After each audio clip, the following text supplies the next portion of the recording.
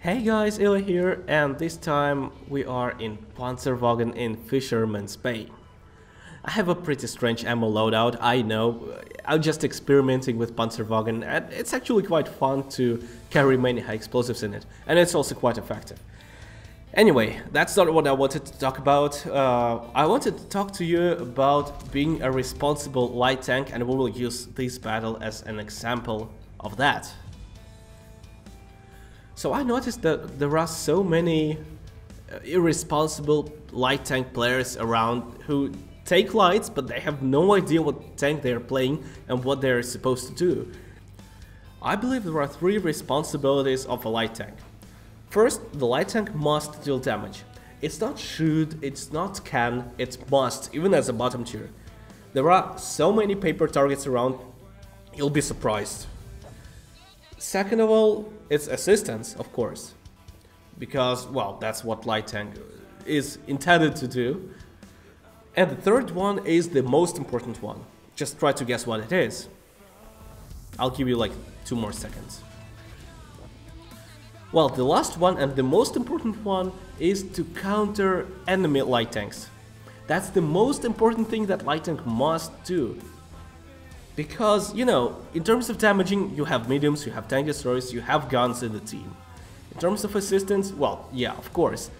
But then who is going to shoot if all your team gets killed because the enemy light tank outspotted it?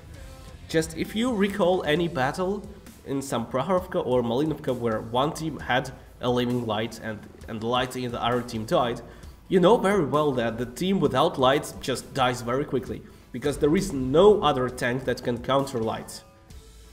A light who knows what he's doing is invincible for other classes. So the first thing to do for you is to counter enemy lights. When you do that, you are free to do anything you want. You can almost drive into the enemy territory and just stand there in the middle of the enemy territory, all invisible. If you just don't forget about some tank destroyers in the bushes. But they usually stand in all the same bushes, right? So the enemy T-100 in this battle played extremely irresponsibly. He didn't deal damage, he didn't assist, and he didn't stop me from getting Skoda and Scorpion G like killed full HP in a few seconds. But it was so easy to avoid because, you know, I realized that the middle is probably the favorite place of T-100, that's where he goes spotting.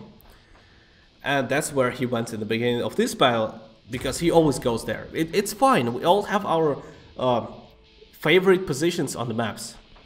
But sometimes you go there, then you see, well, I can't do anything from here. There is just nobody to spot, there is nobody to shoot, and I'm just useless. So that's when you have to leave your comfort zone. In order to keep being effective, because it's very important to be effective in the beginning of the battle, you know, in the first 3 or 4 minutes, because that's when the outcome of the battle is decided. I believe the good battle is the one which you didn't have to carry, which you won without carry. Because if you carry, it's epic, it's cool, yeah, it's like, that's what everyone likes to see in the videos, you know, 1 versus 4, 1 versus 5, 2 versus 7, fantastic. But the best battle is the one where you just did everything right and you won 15-7. But you have your 2000 damage and 5000 assistance. You did your job.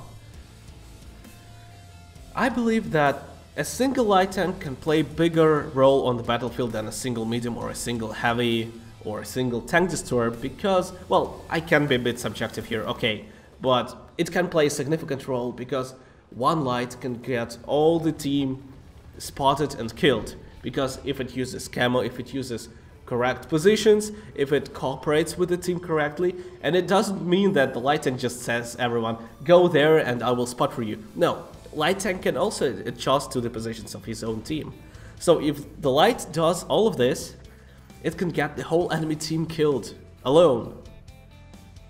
It's like, you know, some Malinovka light getting 10,000 assistance, that kind of light.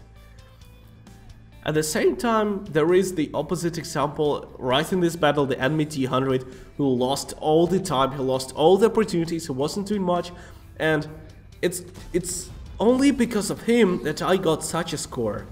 Because he just allowed me to do whatever I wanted to do. And I know that no other tanks can outspot me. So I was just standing in the enemy territory, something that I wouldn't do normally. Because I know that someone will spot me, you know, some medium in the middle, some lights driving left and right. There was no one to be a threat to me. So I was just in the enemy territory getting Škoda and Scorpion Geo wrecked in a few seconds.